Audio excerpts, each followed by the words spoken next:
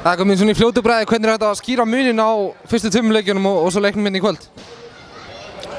Ég er bara byrjað að þakka Fram bara, fyrir frábært Amy, bara, fyrstu 2 leikinn og bara óheilbrigðt hvað það voru spennandi, sko. Ég veit ekki, við bara mætum alveg dýrvillisir í dag, kannski vorum búin að vera svolítið, ég ætla ekki að taka það fram úr, þeir spiluðu frábært fyrstu 2.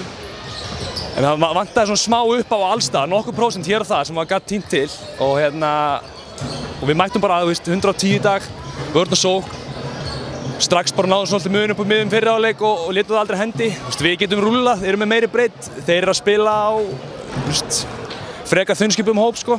Þannig að bara þreyta og lenda náttúrulega undir og elta og svoleiðis, sko. Þannig að það kannski útskýrir, þessi staða hérna í þessu leik, gefur ekki rétt að mynda á sem við, sko, enga veginn.